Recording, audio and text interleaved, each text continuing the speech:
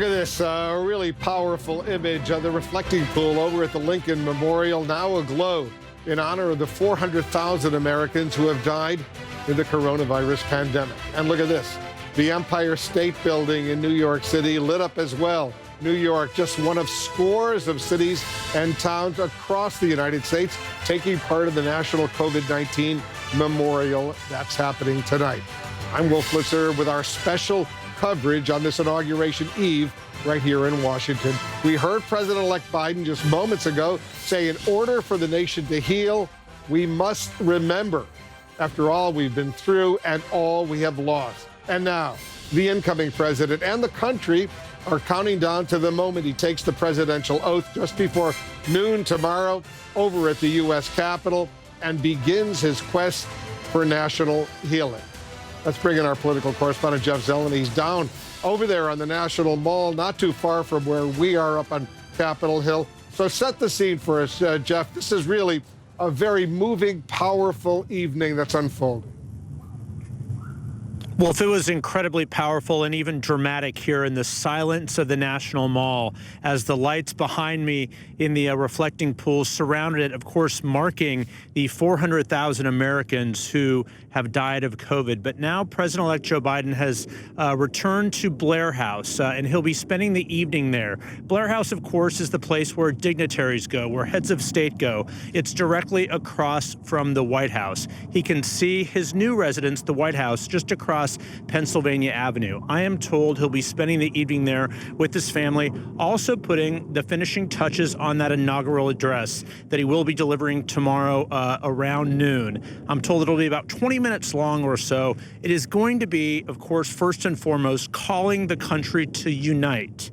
It is also going to be, I'm told, steeped in optimism and faith. And faith, as we've been talking about, is a central part of Joe Biden's life. It's who he is. That is why he is starting tomorrow morning, the day he becomes the 46th president of the United States, at Mass. He often goes to Mass. He's going to start his day at the Cathedral of St. Matthew the Apostle in downtown Washington. He's also invited Speaker Nancy Pelosi to join him, Senator Chuck Schumer, who tomorrow becomes the Democratic leader, the Senate Majority Leader, also Mitch McConnell and Kevin McCarthy. So he'll be going into Mass there with the 4 congressional leaders, trying again to show unity and purpose for what he can accomplish. But again, then going to the Capitol to deliver that inaugural address. And it is going to be, without question, the most important speech he has ever given. If you think in history, all the volumes of words that Senator Joe Biden gave for years inside the building, tomorrow he'll stand on the west front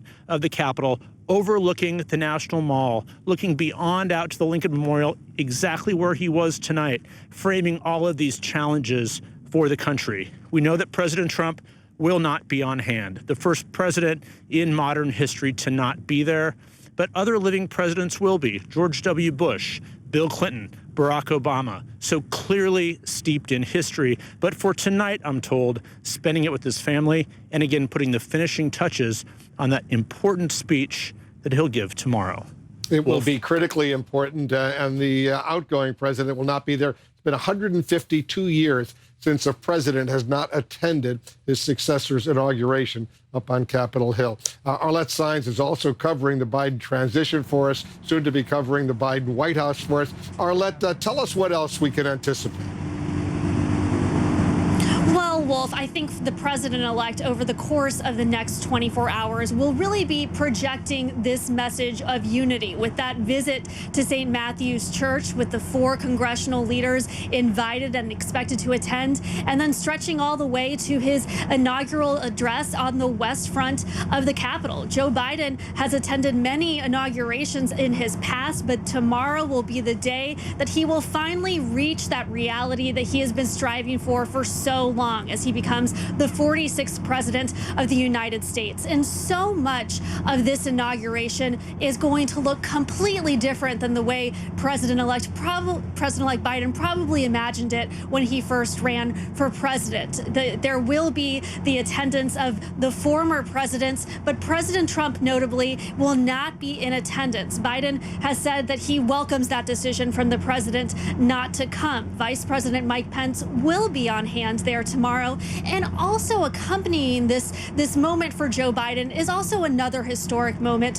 when Vice President-elect Kamala Harris is sworn in as the first woman, the first black woman, first woman from South Asian descent to be sworn in as vice president. She has chosen Justice Sonia Sotomayor to give her that oath. Sotomayor, of course, was the first Latina to serve on the Supreme Court. So that will also be a powerful and historic moment tomorrow. But also hanging over all of this is just how different of an inauguration this is going to look. There are so many people who would traditionally travel here to Washington to see the President of the United States at his inauguration. But due to the coronavirus pandemic, that is just not possible this year. And as you can see behind me, there are thousands of flags lining the National Mall, about 200,000 flags representing those people who cannot travel here to Washington due to the pandemic, due to the security concerns. The Biden Inaugural Committee really wanting to shine a light on that and trying to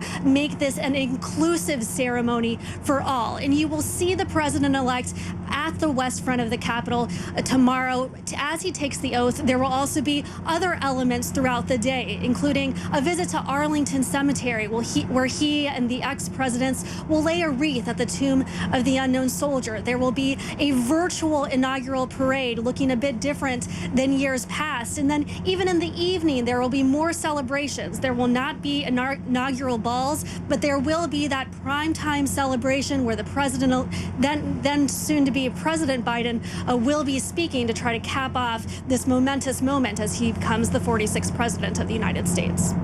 We, of course, here at CNN will have live coverage of all of that, including the celebration tomorrow night. All of that will be airing live right here on CNN. Arlette, don't go too far away. With just hours left in office, President Trump is secluded over at the White House, hasn't been seen in public in days, but he did release a video just a short time ago, a farewell message highlighting what he believes are the achievements of his presidency and making a rare acknowledgement, very rare acknowledgement, of tomorrow's transfer of power. This week, we inaugurate a new administration and pray for its success in keeping America safe and prosperous. We extend our best wishes, and we also want them to have luck, a very important word. We restored American strength at home and American leadership abroad. The world respects us again. Please don't lose that respect.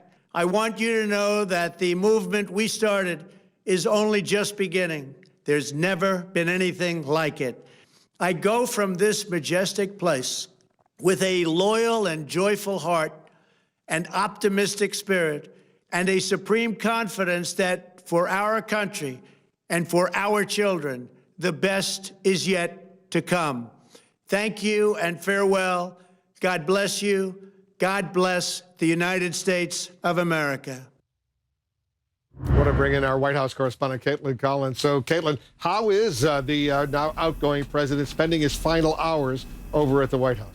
Well, Wolf, I think that taped address from yesterday really does say a lot because no reporters were invited in for that. It wasn't conducted live in real time like typically you've seen past presidents do. And what we were told by sources is basically the president is sheltering in place during his final hours in office. And he has this muted demeanor after he's been talked out of using his pardoning power for his family, for his political allies who were involved in that rally that happened on the National Mall where Arlette was just standing, of course, before that riot that happened on Capitol Hill involving his supporters. And the president is finding himself in a position, Wolf, that he has not really been in his 4 years in office, which is being boxed in by his own actions and actually worried about Senate Republicans and what they think of his last steps before he does leave office. And that is playing a big role in what we are going to see in this pardon list that we're expecting to get tonight, but still have not received yet from the White House. That is, it appears there's some last minute negotiating going on, but the president is actually concerned about who he's pardoning and what Senate Republicans will think of it, because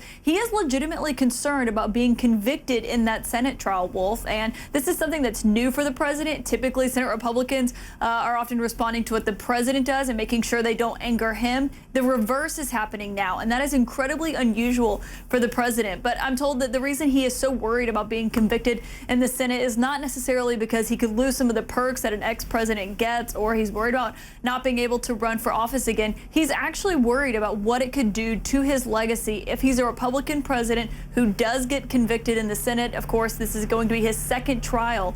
So it is remarkable that the president has basically been completely out and removed from the public eye during his last full week in office.